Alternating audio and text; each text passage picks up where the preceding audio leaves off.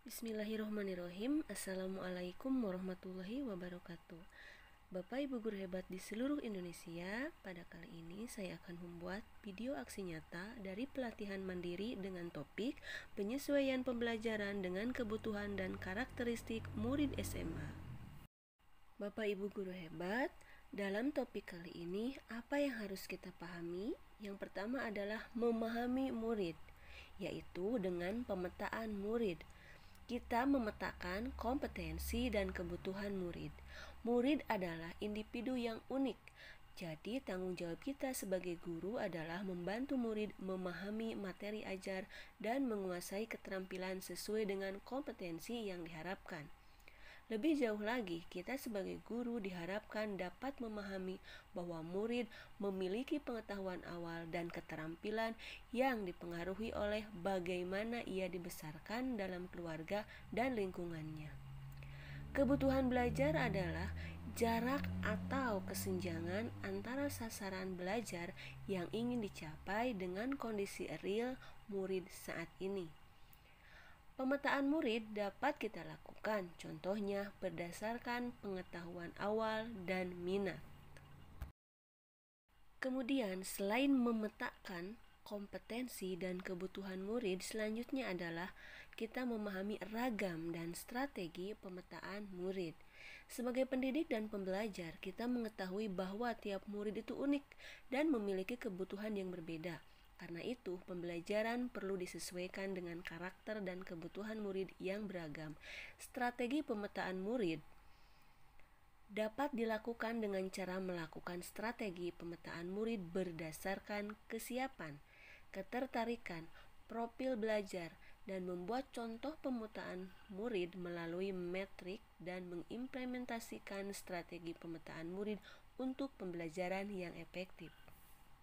Bapak dan Ibu, yang kedua adalah identifikasi kebutuhan murid. Kita bisa melakukan yang pertama, identifikasi kebutuhan kognitif murid. Untuk mengidentifikasi kebutuhan murid, kita harus memahami 4 area kebutuhan belajar murid, yaitu kognitif, sosial, afektif, dan psikomotor. Kemudian yang kedua, identifikasi kemampuan membaca awal. Membaca adalah kecakapan fundamental penentu keberhasilan murid di jenjang pendidikan formal. Kemampuan membaca awal ditentukan oleh aktivitas pra-membaca di usia dini yang melibatkan pendengaran, penglihatan, perabaan, penciuman, dan pengecapan. Maka, seorang murid tunanetra pun bisa dapat membaca buku berhuruf braille dengan cara meraba huruf-huruf tersebut. Itu adalah contohnya ya Bapak Ibu. Nah, bagaimana untuk memvalidasi ragam bahasa yang digunakan sehari-hari oleh murid kita? Kita bisa memperhatikan bahasa yang mereka gunakan dalam percakapan sehari-hari. Yang ketiga adalah menyelaraskan kebutuhan murid dengan tujuan pembelajaran SMP dan SMA. Pertama, menyelaraskan kebutuhan murid dengan tujuan pembelajaran.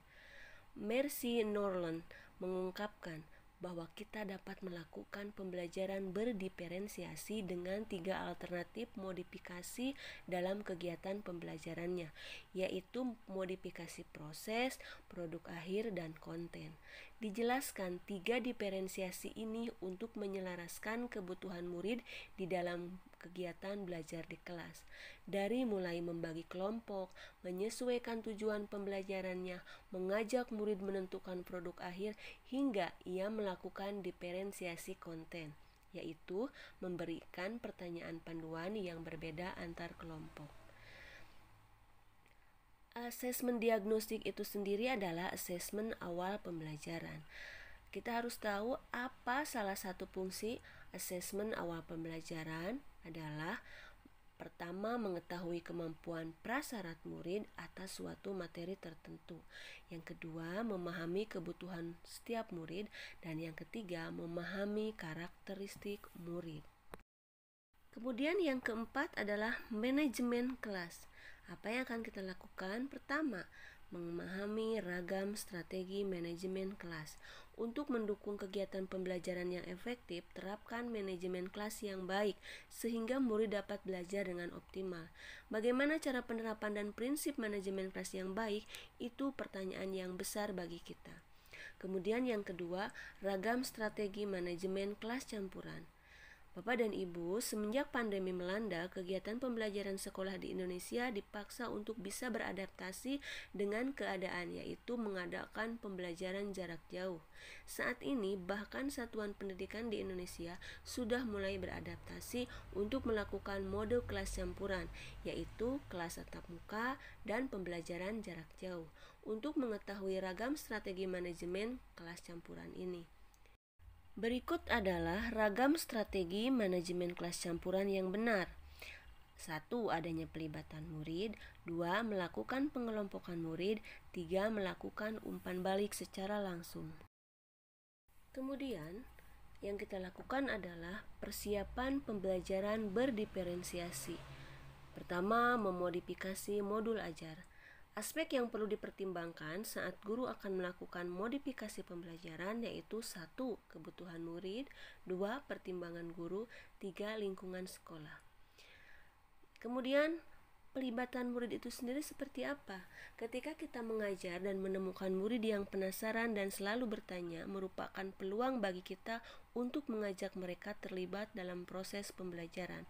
Mengapa mereka harus terlibat? Pertama-tama perlu kita sadari bahwa guru hanya sebagai fasilitator di kelas.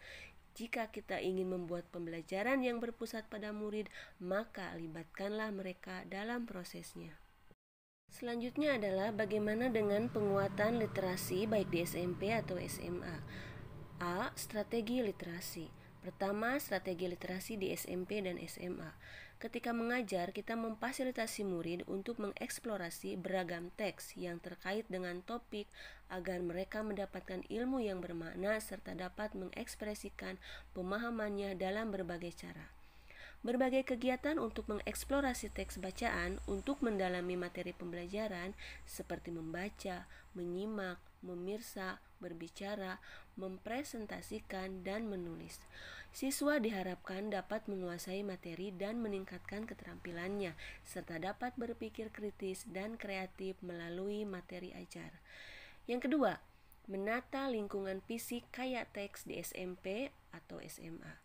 Melakukan penataan fisik yang menarik dan nyaman yang dapat menumbuhkan kesenangan membaca dan rasa ingin tahu, guru harus mampu mengoptimalkan sarana dan prasarana di sekolah sebagai sarana penguatan literasi serta tahapan dan tata cara menumbuhkan kultur yang terus-menerus dibangun dengan cara membangun suasana yang menyenangkan, yaitu dengan menata lingkungan fisik yang menarik.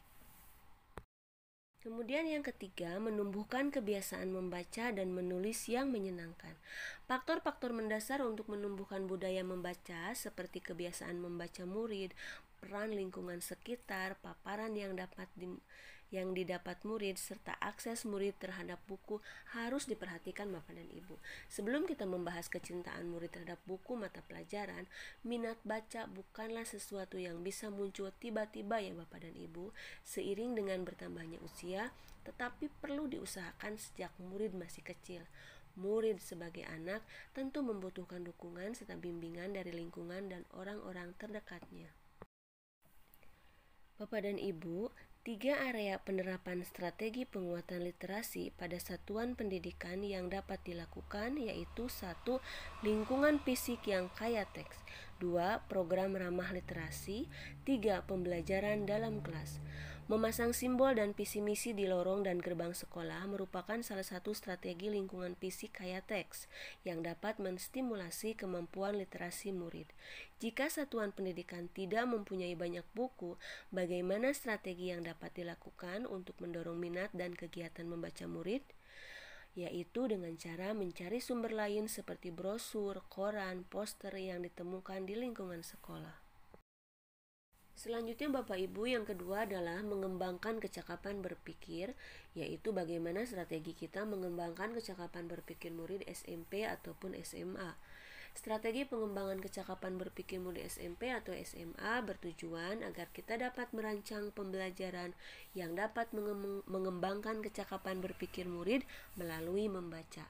Kecakapan berpikir murid tidak hanya berlaku pada kemampuan memahami saja, tetapi juga pada tahapan mampu mengevaluasi dan merefleksikan. kita harus merubah pandangan terkait kecakapan berpikir murid. Jadi Bapak dan Ibu, literasi bukan hanya sekedar membaca, tapi bagaimana menanamkan literasi dalam kecakapan berpikir murid. Bapak dan Ibu, itulah aksi nyata topik 6. Terima kasih, mohon maaf atas segala kekurangan. Sampai jumpa ya Bapak dan Ibu. Wassalamualaikum warahmatullahi wabarakatuh.